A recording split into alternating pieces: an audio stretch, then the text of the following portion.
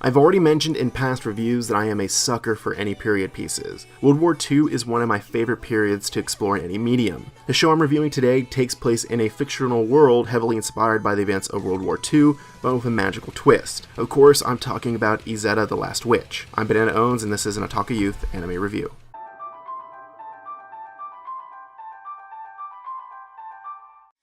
The story starts with the Germanian Empire, this world's Nazi Germany, conquering the entire continent. In order to have a better route, the Germanians seek to control the small country of Elstadt. Elstadt is ruled by a monarch that is loved by the people. However, during peace talks, Princess Fina is kidnapped by the Germanians. On this same plane, the Germanians are transporting a witch named Izetta, who happens to be a figure from Princess Fina's past. The pair manage to escape, and Izetta vows to protect Elstadt from the Germanians. Despite the presence of magic, this anime is mostly focused about war efforts. The series places a significant amount of time on dealing with a wide variety of issues ranging from dealing with refugees to acts of espionage. Izetta and the overall magical presence merely served to aid in this total war effort. While the use of magic was entertaining, I actually enjoyed the more subdued moments immensely. For instance, a couple of episodes focus on the topic of propaganda and how to present Izetta to the rest of the world. I also enjoyed the moments of espionage that saw agents going undercover to deal with foreign spies. Details like this give the series a more weighted feel. It was not only about the magical elements, but about the fate of the war. The strength of the story is bolstered by the great cast of characters. Princess Fina is one of the most impressive female leads in recent memory. She's kind and caring,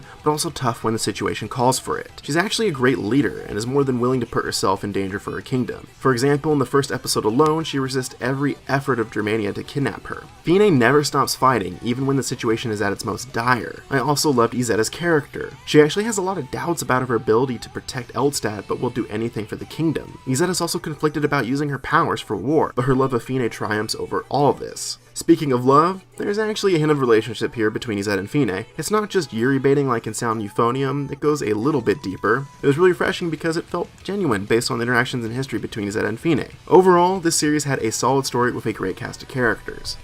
Izetta the Last Witch features a surprisingly high quality of action animation. It is an absolute treat to watch a scene in which Izetta fights with her magical powers. The animation captures the aerial dogfights to perfection. It's so great that it manages to overcome the absurdity that Izetta uses a sniper rifle as her witch's broom. The first major sequence that showcases Izetta's powers gives a great example of how the action animation is. Izetta sweeps across the battlefield with enchanted objects, taking out tanks and infantry. It was and still is highly impressive to watch. Outside of the action, the animation can look a bit mediocre. However, it is saved by the excellent stylistic design of the characters and the environments. The country of Elstadt is breathtaking to behold.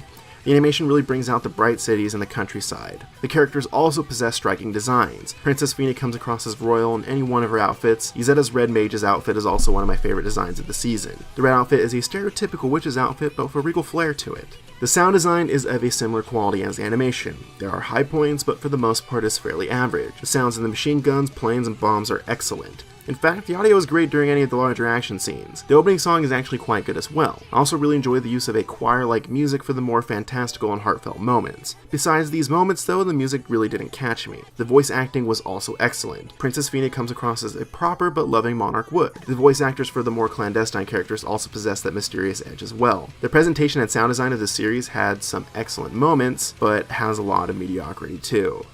Izetta the Last Witch is a solid show with some very exquisite high points. The main issue is that the series was fairly average during every other time. However, the story is very strong and has a great cast of characters. I believe this can carry the weaker points of the animation and sound design. I give Izetta the Last Witch my watch rating. It's highly entertaining and really worth the watch. Thanks for checking this piece out, and I'll be back next week for another review.